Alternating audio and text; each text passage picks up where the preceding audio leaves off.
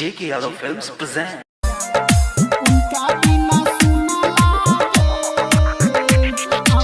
J.K. Yadav Films. Kanchan Raj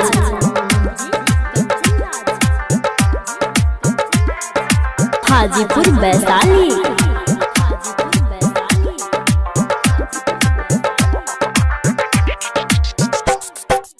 उनका बिना सुना लागे अब तक गौआ नगरिया हो। उनका बिना सुना लागे अब तक गौआ नगरिया हो। जाई के ले आवो चंदा हमरा जान के खबरिया हो। जाई के ले आवो चंदा हमरा जान के खबरिया हो। जाई के ले आवो चंदा।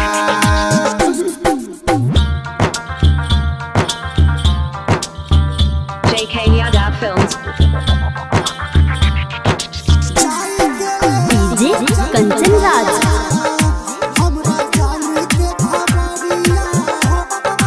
हाजीपुर वैशाली।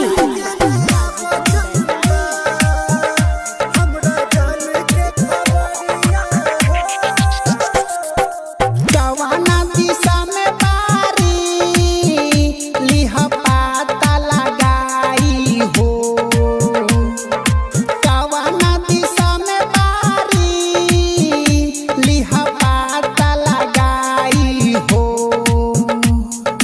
उनका बिना एगो पगला रो रो के मर जाई हो। उनका बिना एगो पगला रो रो के मर जाई हो। उनका बिना एगो पगला जवाना दिशा में बारी लिहा पाता लगाई हो। J.K. Yadav Films.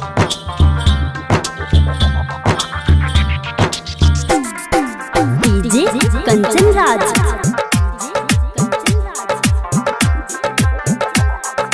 Hajipur Vaishali.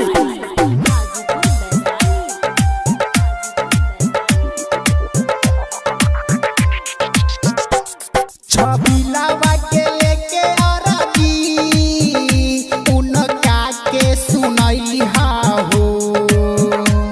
छबिलावा के लेके अरजी उनका के सुनैहा हो। मोहनी मूरतिया के हमरा के देखैहा हो। भोली रे सूरतिया के हमरा के देखैहा हो। भोली रे सूरतिया के छबिलावा के लेके अरजी उनका के सुनैहा हो। J.K. Yadav Films.